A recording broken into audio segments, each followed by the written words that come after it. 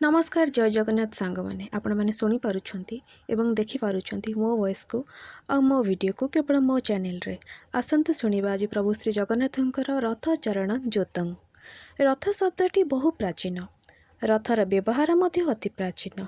हिंदू जगत रे रथर व्यवहार बहु कालरू प्रचलित अछि। वैदिक ग्रंथ मानकरे रथर उल्लेख अछि। इंग्राजी भाषा रे रथर उल्लेख अछि।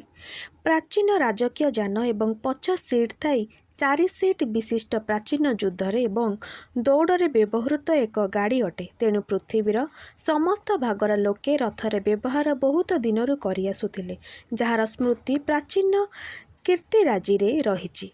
ओडिशा और भारतवर्षर पुरातन मंदिर गात्र विभिन्न प्रकार रथर चित्र देखा मिले। इंग्राजी भाषा रे एपरि उल्लेख अछि chariot, stately vehicle, trumpet car, light four-wheeler carriage with back seats, only low two-wheeled car used in ancient warfare and racing। Kathopanishad पंचम खंड 3:3 उल्लेख अछि आत्मानं रथानं विधि शरीर रथ मेवतु बुद्धितुं सारथि विधि मनः प्रगह मेवच। एठारे शरीर को रथ सहित तुलना करा जाइछि। रथर अस्तित्व उपनिषद समय प्राय 5000 वर्ष पूर्वरु नथिले एही उपनिषदरे एहार उल्लेख होई नथंता। एहा छड़ा सूर्यंकर सप्तस्व रथ थिबा कथा बहु प्राचीन शास्त्र रे उल्लेख अछि। सूर्यंकर वैदिक मंत्र ओं आकृष्णेन रजसा वर्तमाने निर्देशान्व द्रुत्वं मर्त्यं च हिरण्मयेन सवितार सेना देवजाति भुवनानि पश्यम्।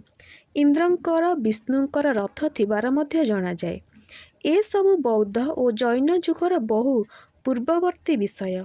ता छड़ा रामायण, महाभारत और अन्यान्य प्राचीन पुराण मानकरे रथर वर्णना बहु स्थान रे देखा जाए।